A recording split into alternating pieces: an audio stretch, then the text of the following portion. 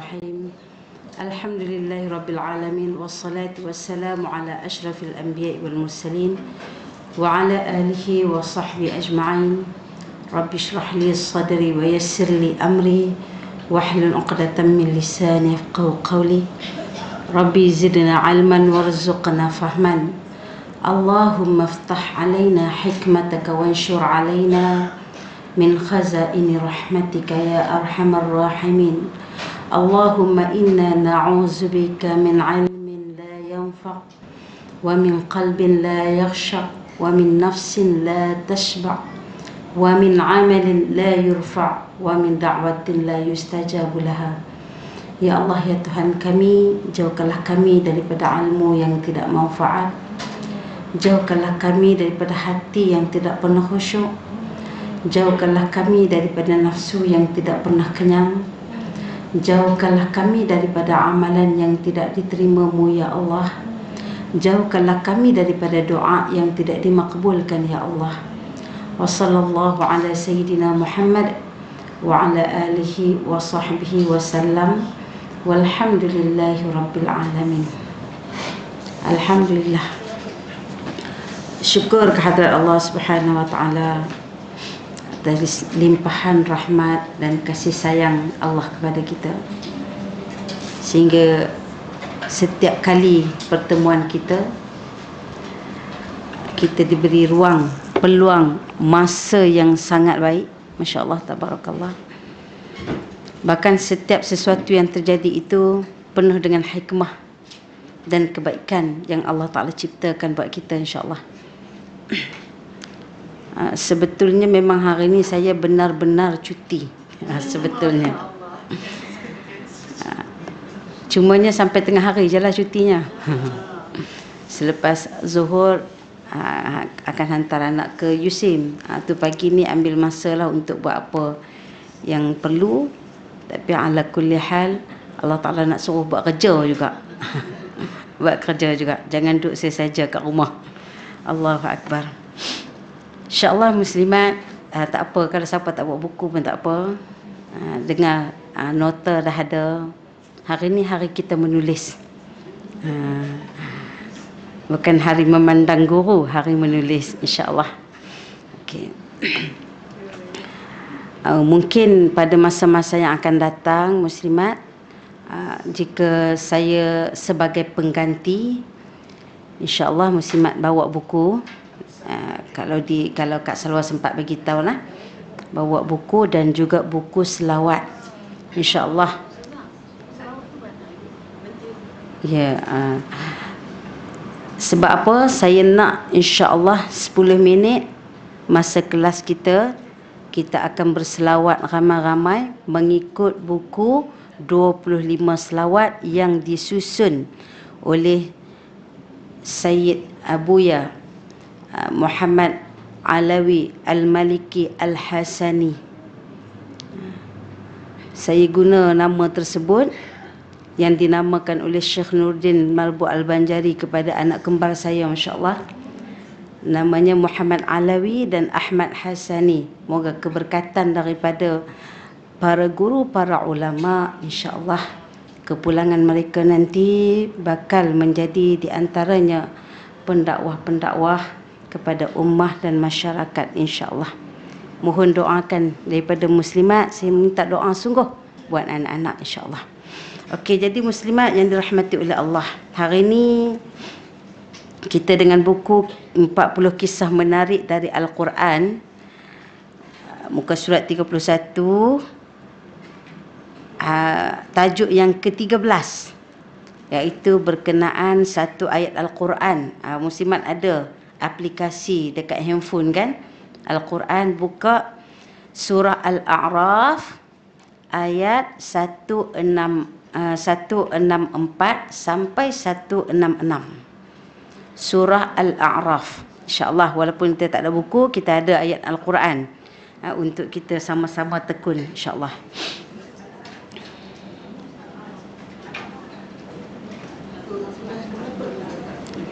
Surah Al-A'raf ayat 164, 166. Dah jumpa?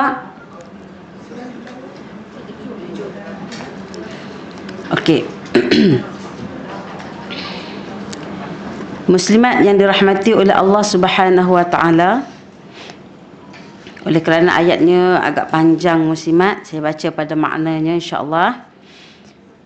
Dan ingatlah ketika segolongan di antara mereka berkata, mengapa kamu menasihati kaum yang Allah akan membinasakan mereka atau mengazabkan mereka dengan azab yang amat berat? Orang-orang yang memberi nasihat itu menjawab, nasihat itu ialah untuk melepaskan diri dari bersalah kepada Tuhan kamu dan supaya mereka bertakwa. Maka ketika mereka melupakan, yakni tidak menghiraukan apa yang telah diperingatkan kepada mereka, kami selamatkan orang-orang yang melarang daripada perbuatan jahat itu. Dan kami timpakan orang-orang yang zalim dengan azab siksa yang amat berat. Disebabkan mereka berlaku fasik, yakni derhaka. Maka setelah mereka berlaku sombong, tidak mengambil endah kepada apa yang telah dilarang kepada mereka melakukannya, maka kami katakan kepada mereka, jadilah kamu sebagaimana kera yang hina. Okey. Kisah di sebalik ayat ini.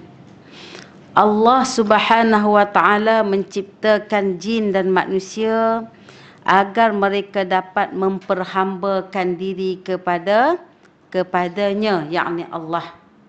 Wa ma khalaqtul jinna wal insa illa liya'budun. Tidaklah aku ciptakan jin dan manusia ini kecuali tak ada sebab-sebab lain. Allah Ta'ala cipta jin dan manusia bukan saja-saja nak cipta, bukan saja-saja nak suruh duduk buat kerosakan atas muka bumi, bukan. Tapi Allah Ta'ala cipta jin dan manusia ini adalah tujuan Allah untuk menguji hamba-hambanya dengan beribadah kepada Allah Subhanahu wa taala. Sebab tu kalau Allah Ta'ala cipta manusia tujuan untuk beribadah, Allah Ta'ala sertakan komponen-komponen untuk beribadah kepada Allah. Lalu Allah Ta'ala ciptakan komponen yang paling utama kepada jin dan manusia adalah akal. Akal kita. Kalau tak ada akal, tak payah sembah Allah. Betul? Daripada diangkat qalam pada 3 perkara kan, daripada orang yang tertidur, daripada sehinggalah dia terjaga, daripada baby sehinggalah dia balik, itu semua yang tak sempurna pada akal. Daripada orang yang gila sampailah dia jadi waras. Itu komponen penting tu. Kalau tak ada akal, wa imma ada mata, wa imma ada telinga, tak disuruh untuk beribadah. Sebab apa? Akal tak ada. Ada kan kita jumpa macam tu kan? Tapi kalau ada akal, tak nampak, telinga mendengar, akal ada, tetap tak kena? Tetap kena. Dia mendengar seruan daripada Allah dan dia boleh berfikir dengan jelas. Kalau mata nampak, telinga tak mendengar, tapi akal ada, dan dia melihat bagaimana orang menyampaikan seruan Allah, para nabi menyampaikan seruan Allah, dia melihat dengan jelas, lalu dia boleh berfikir, maka dia kena tak? Kena. Tapi kalau akal ada, mata tak nampak, telinga tak dengar, dia tahu tak apa yang berlaku di keliling dia? Maksud kata tak terima. Kan tak terima. Maka tak perlu. Macam tu. Ada juga orang akal ada, pendengaran ada, penglihatan ada, tetapi duduk jauh daripada manusia yang akan sampai kepadanya. Maksud kata dia duduk di pergunungan, tak ada orang yang ada di keliling dia nak menyampaikan risalah Allah, maka orang ni pun tak dipertanggungjawabkan juga. Sebab tak ada seruan yang sampai kepadanya. Tetapi komponen tu dah ada. Syarat-syarat utama adalah adanya akal. Allahu Akbar. Setiap hari, siang dan malam, pagi dan petang, kita wajib beribadah kepadanya. Wajib. 5 waktu, tu ibadah khusus. Yang berkaitan dengan waktu, 5 waktu. Malas ke, rajin ke, acah-acah malas ke, semua kena. Wajib. Bila kata wajib tu, berkaitan dengan waktu. Biasanya setiap hari 5 waktu itulah. Zuhur, asar, maghrib, isyak, subuh. Yang menentukan kemalasan kita pula pada muasak waktu tersebut. Contoh, waktu maghrib bila kalau kita tengok bermulanya pada waktu maghrib bila tenggelamnya mega, kan? Tenggelamnya mega tapi cahayanya masih ada. Maka masuklah waktu maghrib. Bermula awal waktu ketika mana? Ketika 10 hingga 15 minit setelah masuk waktu. Itu dipanggil waktu yang afdal. Bagi orang yang tidak ada urusan-urusan yang penting, urusan-urusan yang lara, jika dia wajib ke atasnya untuk menunaikan pada awal waktu.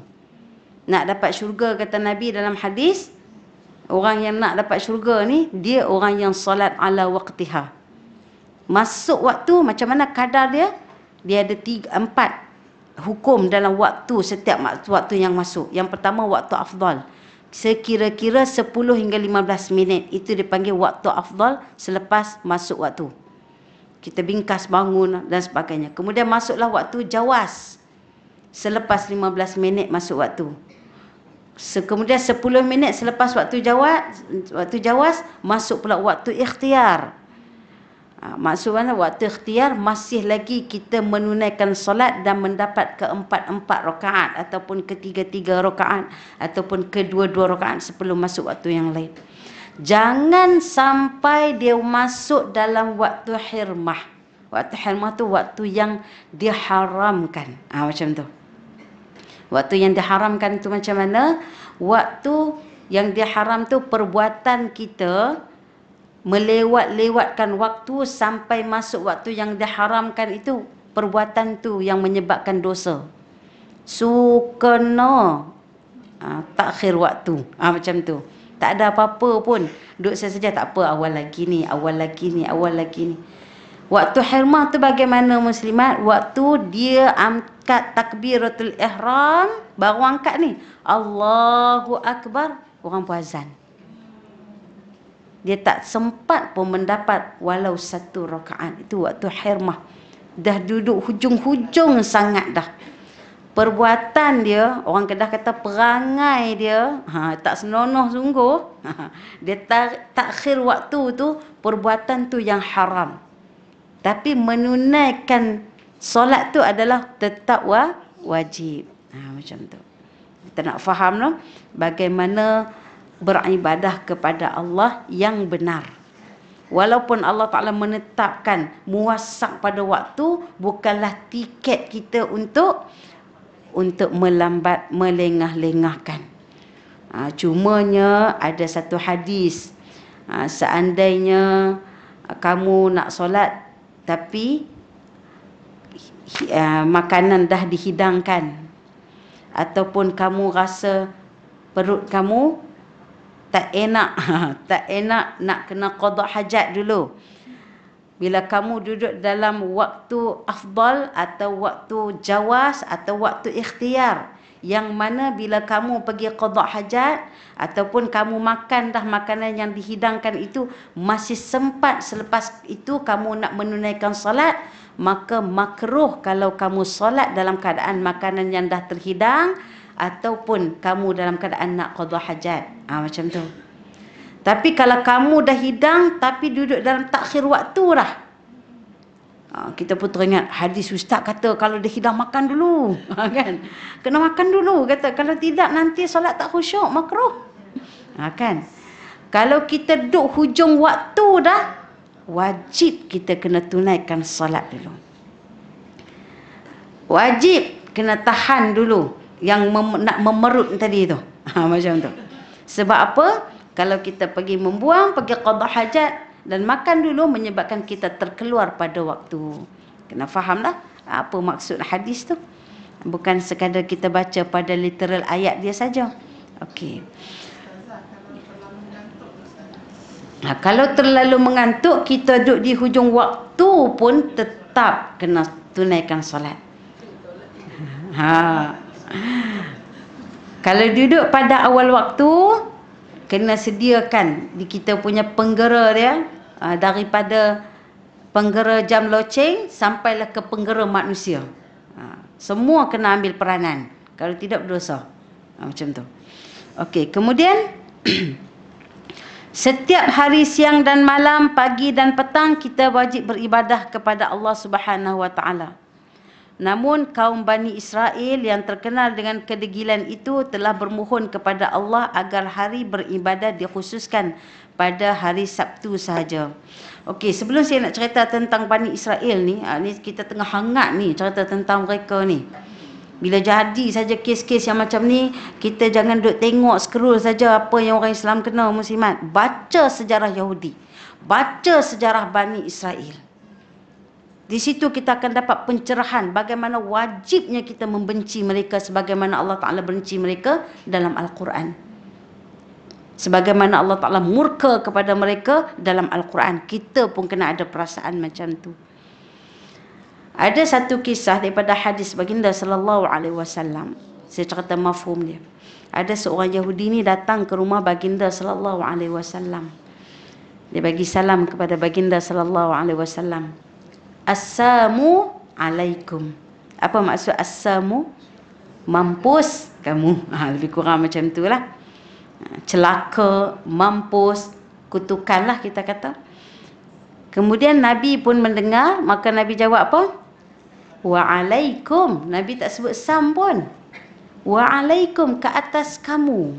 Kalau dia doa yang baik kat Nabi, ke atas dia juga kebaikan. Tapi kalau dia doa celaka, ke atas kamu. Itu akhlak Nabi.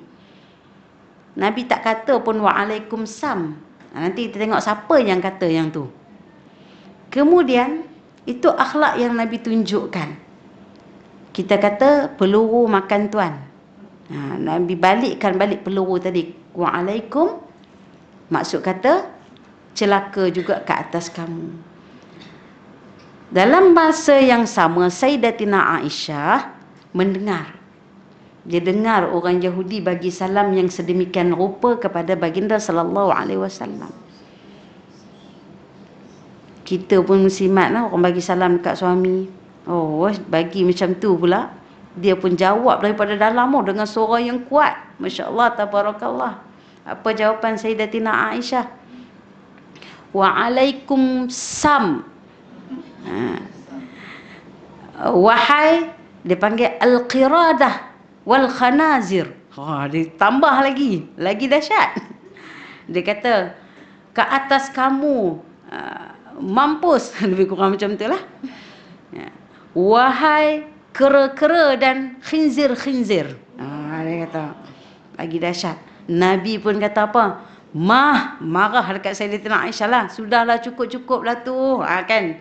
Tak payahlah kata macam tu kat dia orang. Aku dah jawab dah tadi. Wa'alaikum. Cukuplah sekadar tu. Geram Sayyidatina Aisyah kepada sapaan orang Yahudi kepada baginda sallallahu alaihi wasallam. Nampak tak?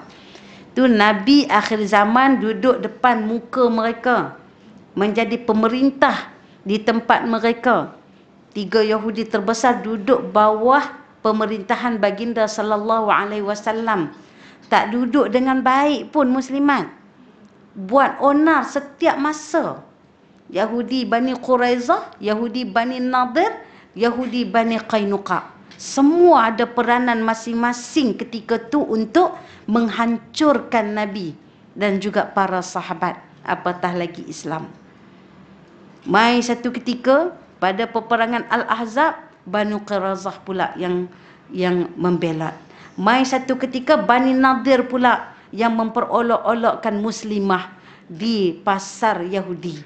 Mai satu ketika yang lain Bani Qainuqa pula yang mana mengkhianati perjanjian dan sebagainya. Semua masing-masing buat onar. Walaupun baginda sallallahu alaihi wasallam buat satu piagam Madinah. Buat satu piagam Madinah yang mana saling menjaga kota Madinah. Yang mana saling tidak akan berlaku provokasi di antara kaum dan agama. Rasulullah bukan perintah orang Islam saja di Madinah. Munafik pun ada. Yahudi pun ada. Orang Islam pun ada. Jadi Rasulullah memerintah masyarakat majmu'. Bukannya biasa-biasa. Oh tak apalah baginda baginda Nabi, orang Islam yang ikut Nabi. Tidak. Baginda memerintah masyarakat majmu'.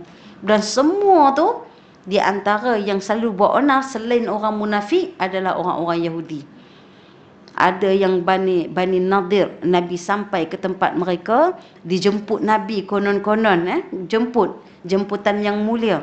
Rupa-rupanya mereka merancang untuk membunuh Nabi. Ketika Nabi nak langkah keluar daripada rumah, mereka telah sediakan batu yang besar di atas sana untuk menghancurkan Nabi.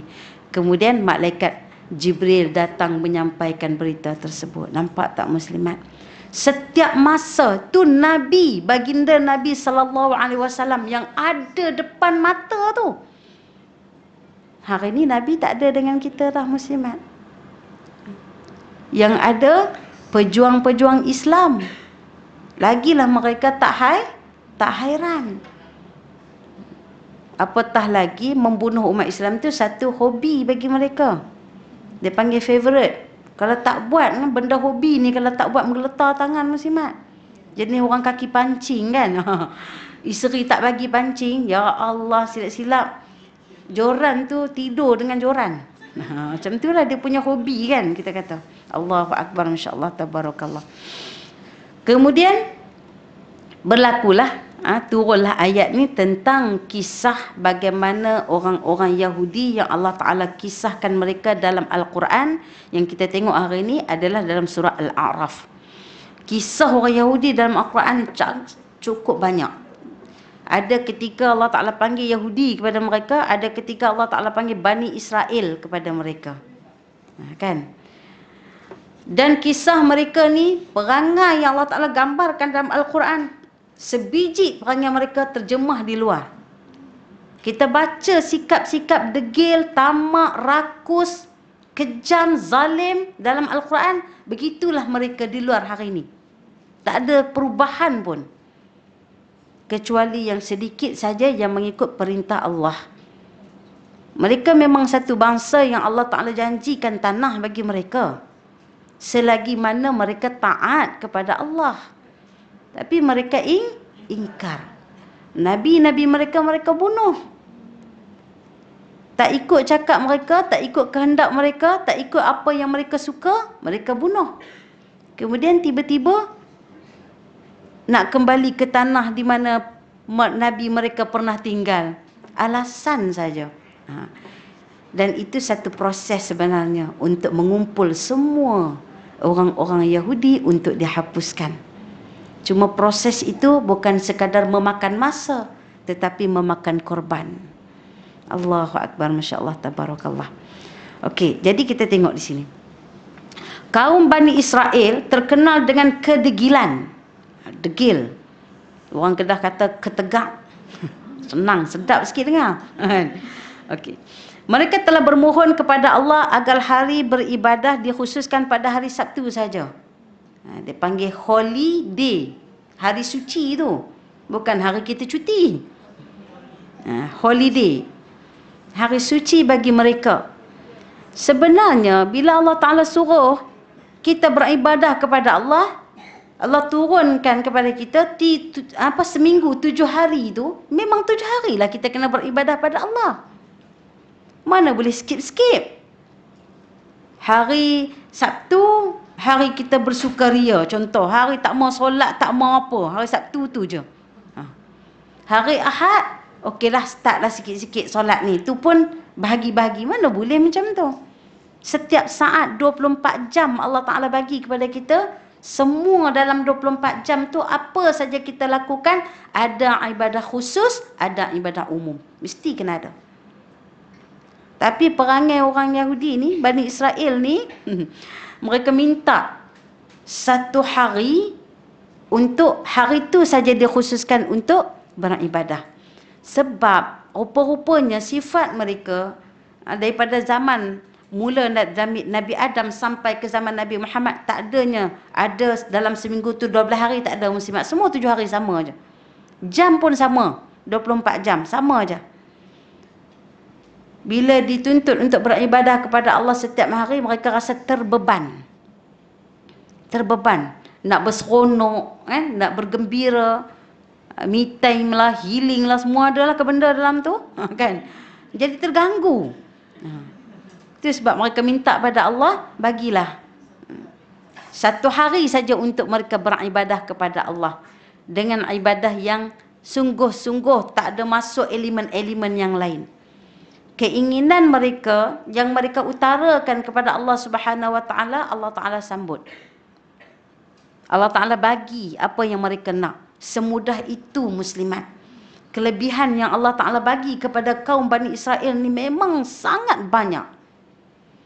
Nak makan, dapat makanan hidangan daripada langit. Al-manna was-salwa. Bukan main kan? Al-manna was-salwa tu. Hidangan daripada langit muslimat, Masya Allah. Makan-makan, lepas tu dah jemu minta bawang besar. Punya tak senonohnya perangai, kan? Allahu Akbar. Apa saja kelebihan yang dikehendaki oleh kaum Bani Israel ini, semua dapat. Itu ujian kepada mereka. Nanti Allah Ta'ala uji mereka sepanjang jalan. Sebab tu Allah Ta'ala gambarkan kepada mereka, mereka adalah satu umat yang gagal. Gagal mengikut perintah Allah. Itu Allah Ta'ala gambarkan kepada kita umat Nabi Muhammad sebagai ibrah. Di antaranya, ujian-ujian di antaranya kisah yang kita baca ni.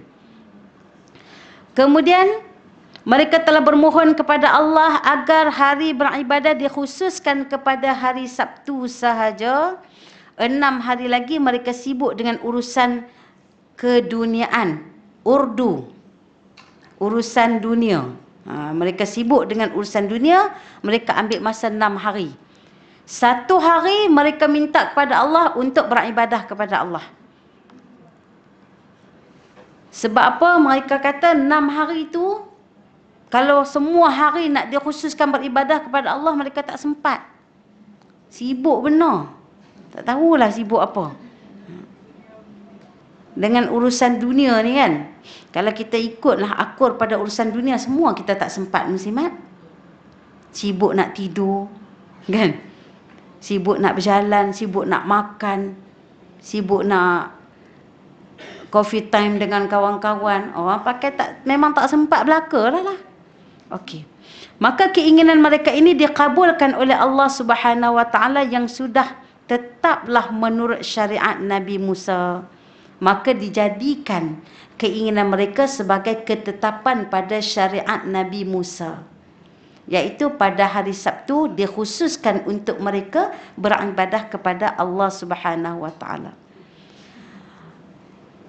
Kemudian hari Sabtu itu adalah hari yang istimewa dan mereka dilarang untuk bekerja.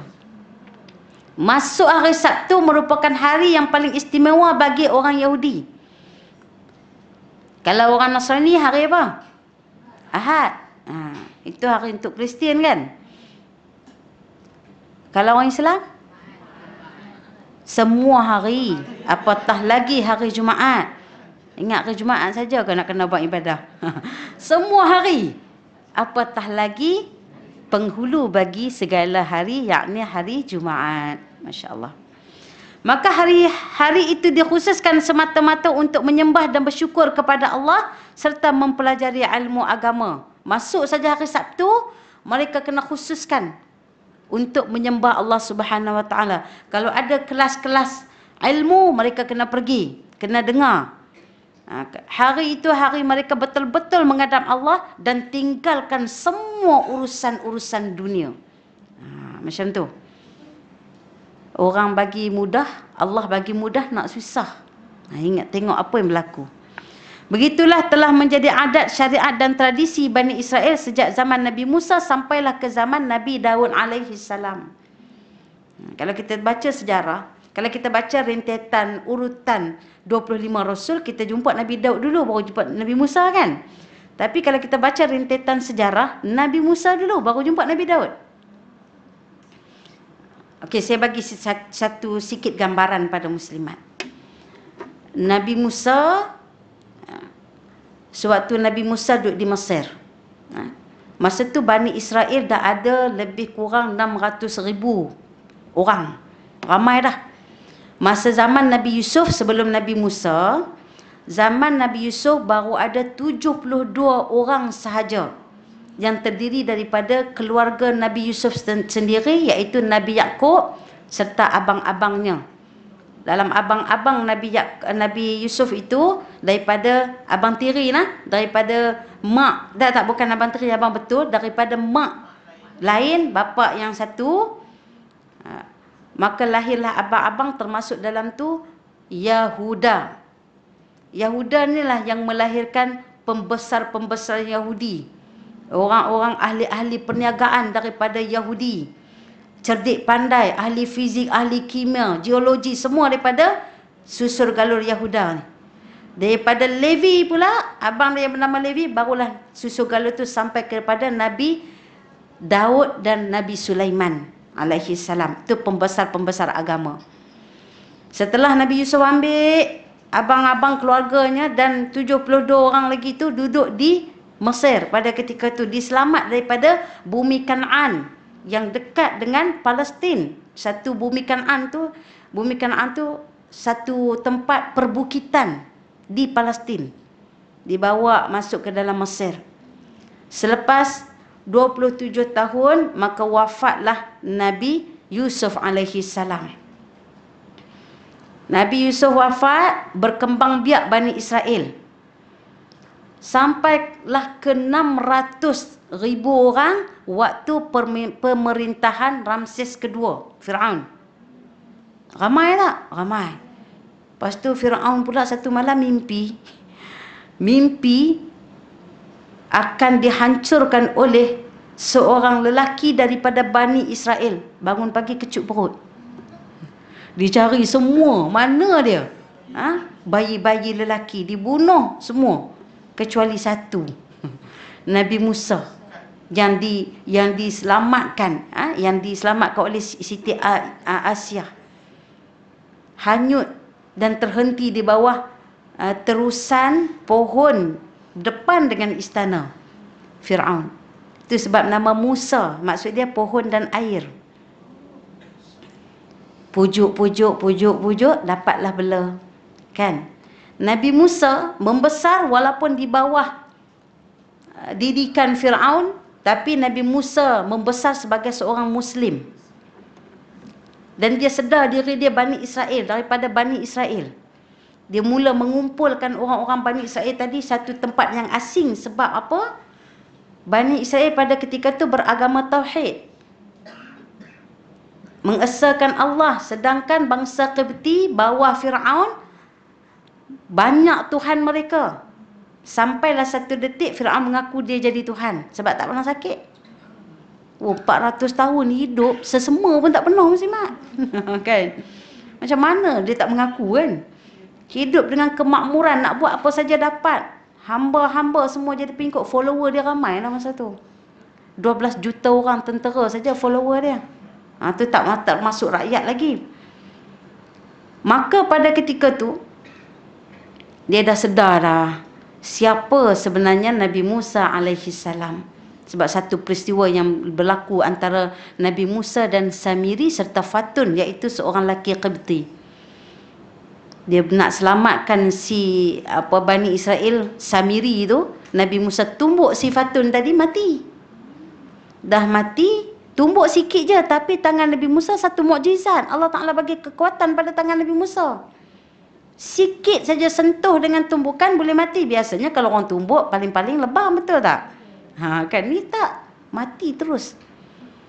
Satu peristiwa yang lain, Nabi Musa jumpa juga Samiri juga dengan bangsa Qibti yang lain. Rupanya si Samiri ni yang suka cari pasal. Tu perangai Bani Israel. Dia suka cuek, orang cuek dia sentak. Dia nampak saja Nabi Musa, dia pun panggil. Macam panggil geng lah kan. Mai tengok ni, tengok ni.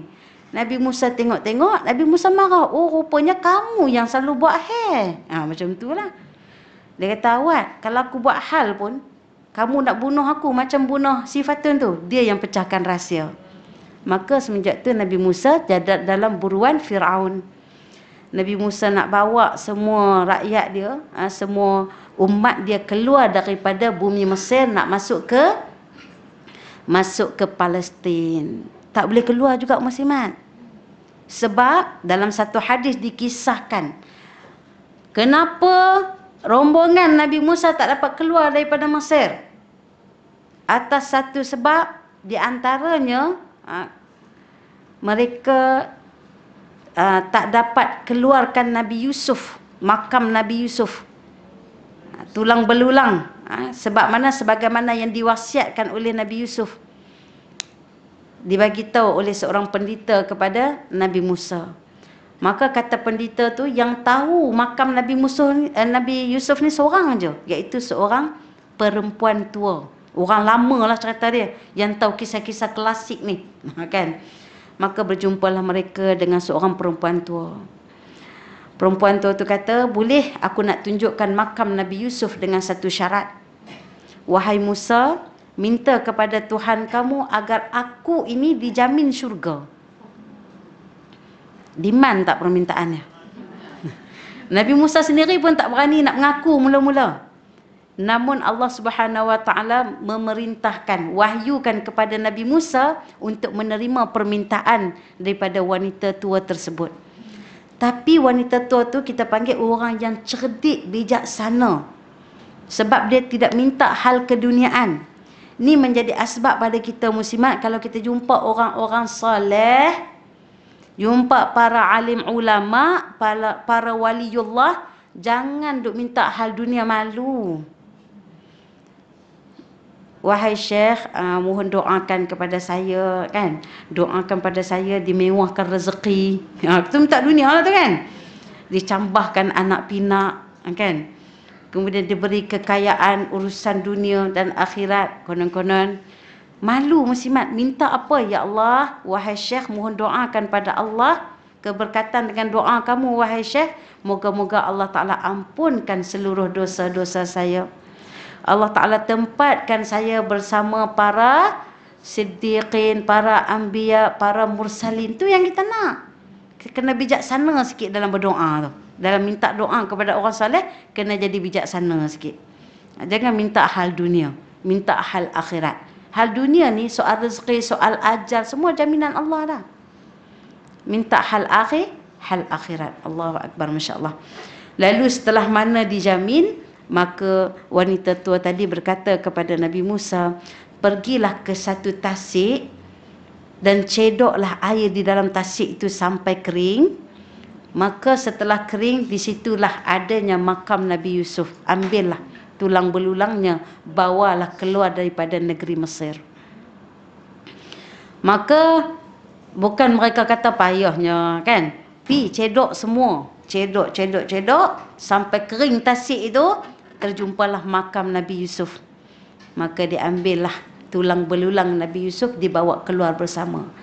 Sampai dah nak masuk Palestin dah ni, ada suku Palestin yang disebut sebagai Amalek, suku Amalek ataupun suku Mamalik yang ada dalam Palestin, yang mana suku ini tidak beriman kepada Allah Subhanahu Wa Taala.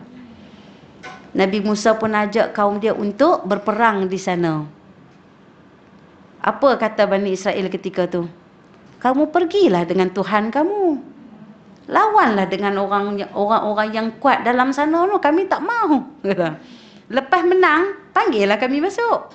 Tu dia. Sampai macam tu sekali perangai Bani Israel. Allahu Akbar. Itu nak cerita sisi-sisi degilnya Allah Ta'ala nak gambarkan pada kita. Akhirnya Nabi Musa pun tak sempat nak masuk ke dalam Palestin. Nabi Musa wafat di luar Palestin, ya. Tapi dekat dah lah nak sampai. Diganti oleh Nabi Yusha, iaitu merupakan antara orang yang rapat dengan Nabi Musa, pengikut yang paling rapat, yang mana pernah menemani Nabi Musa ketika bertemu dengan Nabi Khidir alaihi salam. Masya-Allah, tabarakallah. Selepas tu barulah berlaku peristiwa di dalam sana, seorang pemuda yang bernama Jalut, Jalut yang berlawan dengan Talut. Kemudian daripada Jalut ini ada menantu yang melantik seorang pemuda lagi, seorang pemuda yang masih muda, iaitu namanya Nabi Daud alaihi salam. Dan selepas Nabi Daud memerintah, barulah selepas Nabi Daud Nabi Sulaiman alaihi salam. Itulah di antara susu galur daripada sudut kenabian yang boleh kita faham. Rentetan sampai ke hari ini, Yahudi yang sampai dapat menduduki Palestin sampai hari ini, yang mana telah rasmi mereka mendapat tanah mereka untuk mereka jajah di Palestin adalah pada tahun 1924 secara rasmi diberikan oleh PBB, hasil daripada pertolongan British, hasil daripada peperangan menghancurkan Empire Osmania. Hancurnya Empire Osmania secara resminya pada 1908, digulingkan Sultan Abdul Hamid. Kemudian pada tahun yang seterusnya 1918, 1924, maka resmilah diserahkan Palestin kepada orang-orang Yahudi. Sebab apa? Tak berlaku pada zaman Sultan Abdul Hamid, tak berlaku penyerahan Palestin.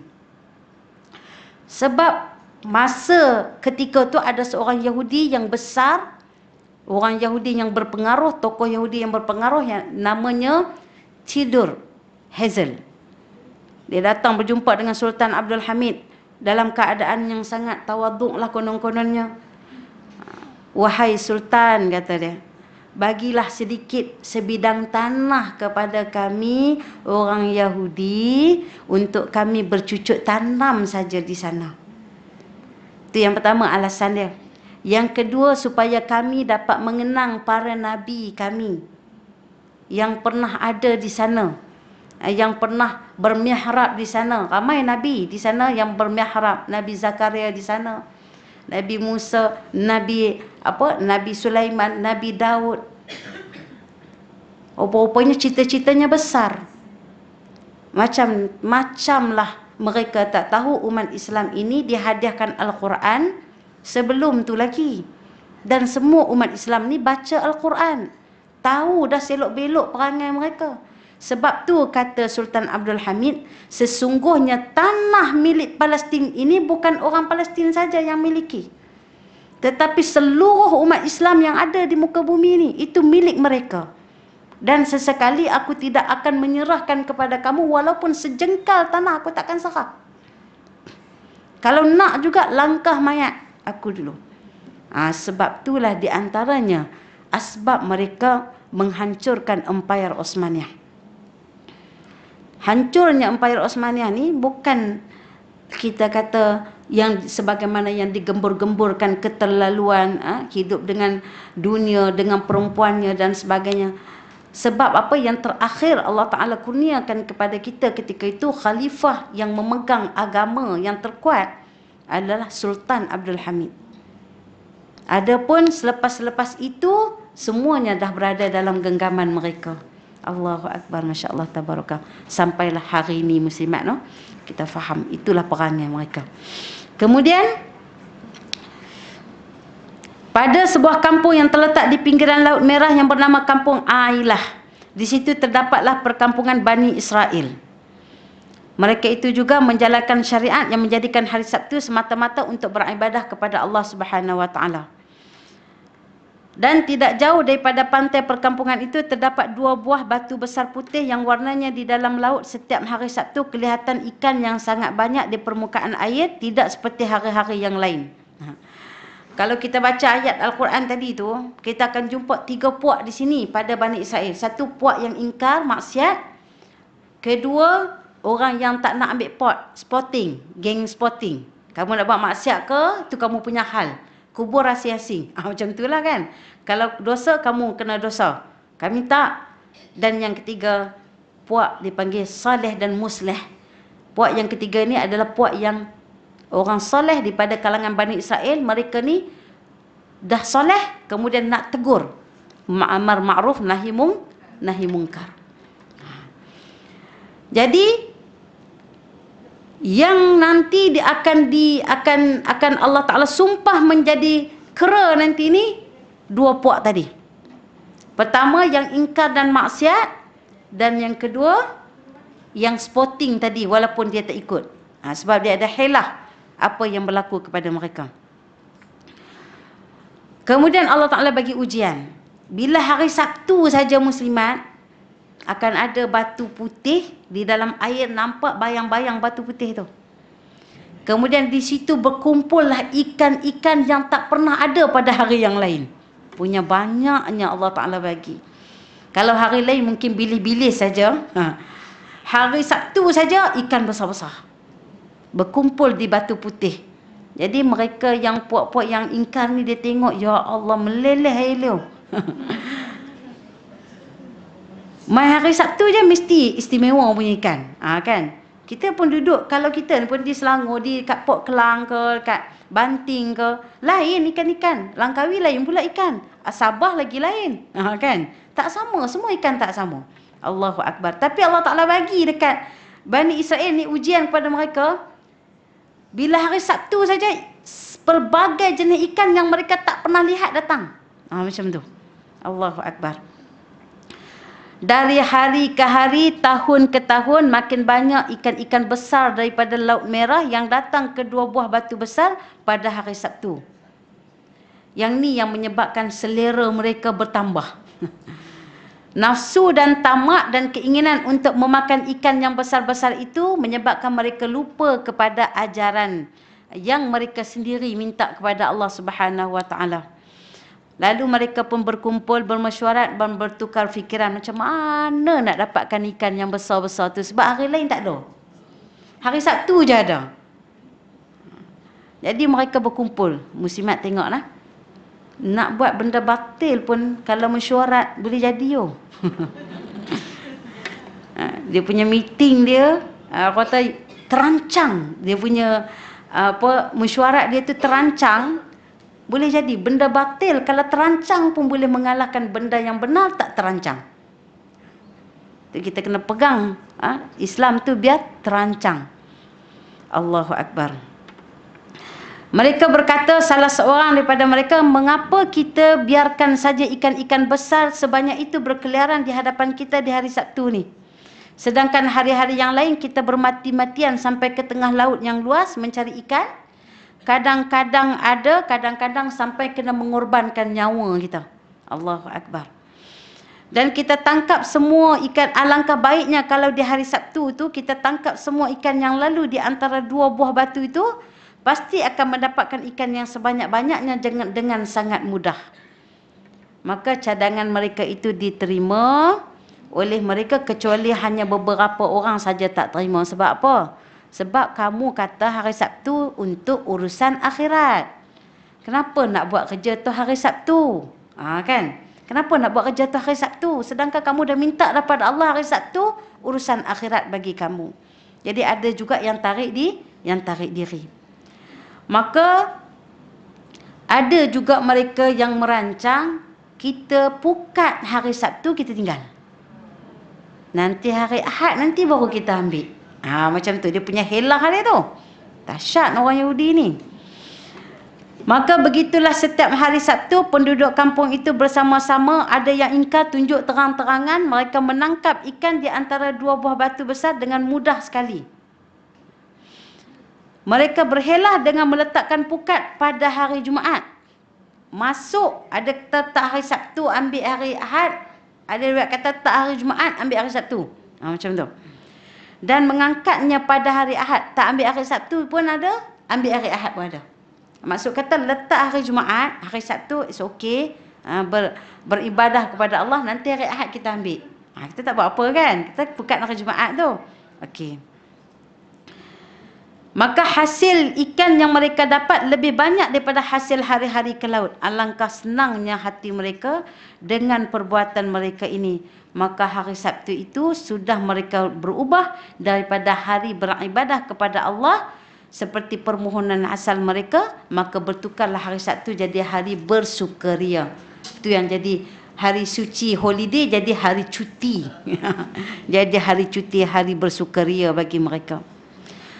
Maka setelah mana perbuatan mereka ini diketahui oleh orang saleh di antara mereka, mereka dinasihati.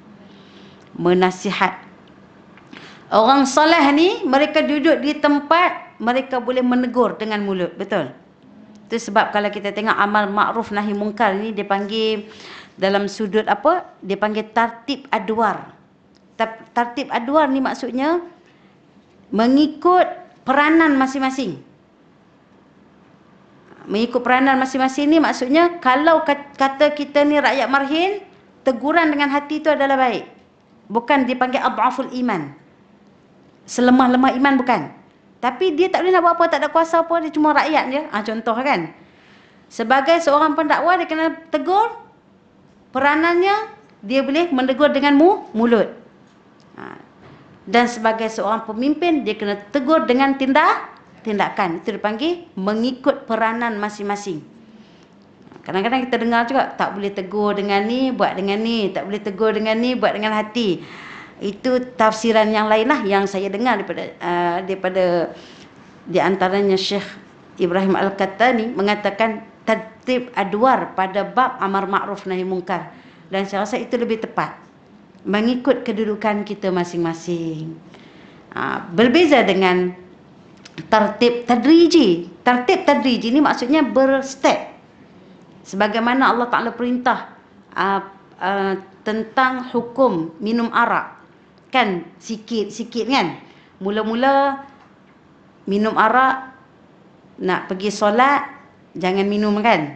Tapi minum tu masih boleh lagi. Kan. Sampai akhirnya dilarang untuk kamu minum arak secara total. Itu panggil tertib tadriji, berperingkat, step by step. Okey, boleh faham lah insya-Allah. Okey, jadi sebagai seorang yang soleh daripada kalangan Bani Israel tadi ni, mereka pun menegur. Bila tegur, teguran mereka diabaikan, bahkan didirikan tembok. Tak nak ada kaitan. Maka duduklah orang yang maksiat dan ingkar tadi dengan orang yang sporting. Duduk dalam satu tempat. Sampai satu ketika Allah Ta'ala jadikan mereka seperti mana kera. Seperti mana kera. Orang soleh tadi pun melihat perubahan yang berlaku kepada mereka ni. Tapi bukanlah menunjukkan kejadian kera ni menunjukkan teori Darwin tu betul muslimat. Bukan. Setiap kita ni semua daripada Nabi Adam. Kullukum min Adam wa Adam min turab. Setiap daripada kamu ni daripada anak cucu Adam. Daripada Nabi Adam.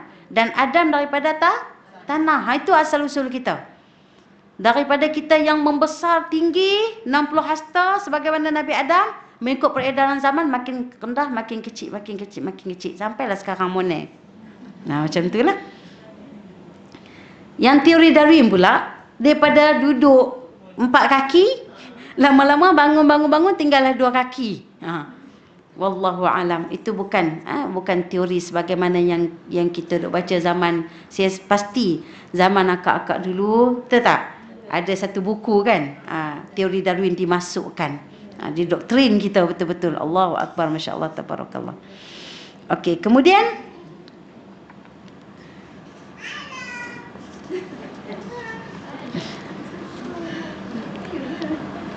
untuk menghindarkan pertumpahan darah, orang-orang yang beriman memilih untuk bersetuju dengan cadangan mereka, lalu kampung itu dibahagi 2. Maka jadilah kampung yang menetapkan orang-orang yang ingkar itu berpesta di setiap hari Sabtu. Adapun orang yang beriman selalu menasihati sesama mereka agar jangan mengikut dengan kaum yang ingkar, kerana semua itu akan berakhir dengan malapetaka daripada Allah Subhanahu wa taala. Nasihat orang mukmin juga semakin tidak dihiraukan oleh kaum yang ingkar, malahan mereka diejek, lalu orang-orang yang beriman menyerahkan hal itu kepada Allah. Nasihat-nasihat dah, sekurang-kurangnya mati Allah Taala tak tanya dah. Kamu orang soleh, kamu orang yang mampu tegur dengan mulut, kenapa kamu tak tegur? Macam tu. Maka tetapi Nabi Daud tidak mahu membiarkan begitu sahaja yang melanggar perintah Allah. Kisah Bani Israel berlaku pada zaman Nabi Daud. Nabi Daud terus-menerus menasihati mereka agar mereka kembali kepada ajaran agamanya, tetapi mereka hanya menggeleng dan mengejek-ngejek Nabi Daud. Akhirnya Nabi Daud berserah diri kepada Allah Subhanahu wa taala dengan doa supaya Allah Taala memberi balasan ke atas golongan yang sesat itu. Nabi dulu jangan main-main, digeram-geram dia minta Allah Taala balas. Nabi kita Muhammad sallallahu alaihi wasallam sangat menyintai umatnya. Macam mana sekalipun, Allahu Akbar. Maka orang-orang yang ingkar itu rupa mereka semakin menjadi-jadi dan semakin tamak. Bahkan mereka bukan sekadar menangkap ikan, bahkan mereka mengerja segala macam dosa dan noda.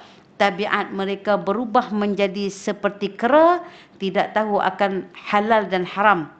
Akhirnya ada riwayat yang mengatakan fizikal mereka juga, tubuh badan juga mereka juga berubah menjadi seperti mana tubuh kera, tubuh yang berbulu-bulu lebat, dan di seluruh tubuh badan mereka mengalami penderitaan, dan akhirnya mereka hidup tak lama, mereka mati. Mereka mati musimat. Orang yang Allah Ta'ala beri kepada mereka azab yang pedih ini, tapi tak lama keadaan perubahan yang berlaku pada mereka, akhirnya mereka menemui kematian. Itu sebabnya daripada hadis bagaimana Sayyidatina Aisyah jawab salam mereka tu, Waalaikumsalam ya al-qiradah wal qanazir, wahai kera-kera dan khinzir-khinzir. Sebab ada kisahnya. Di situ kita dapat memahami bagaimana kisah orang Bani Israel bertukar menjadi kera. Dan mereka sampai hari ini pun mereka tidak mengambil pengajaran daripada apa yang berlaku kepada mereka pada zaman dahulu, insya-Allah. Dan moga-moga Allah Taala hancurkan mereka sehancur-hancurnya. Amin ya rabbal alamin. Bismillahirrahmanirrahim. Subhanakallahumma wa bihamdika asyhadu an la ilaha illa anta astaghfiruka wa atubu ilaik. Astaghfiruka wa natubu ilaih. Allahumma inna nas'alukal jannatal firdausil a'la wa ma yuqarribuna ilaiha min qawlin wa fi'lin wa niyyati wa i'tiqad, wa na'udzubika minan nar wa ma yuqarribuna ilaiha min qawlin wa fi'lin wa niyyati wa i'tiqad. Ya Allah, ya Tuhan kami, kurniakanlah kepada kami jannatul firdausil a'la, dan apa-apa yang mendekatkan kami padanya ya Allah, daripada perkataan kami ya Allah, daripada perbuatan kami ya Allah, daripada pegangan kami ya Allah.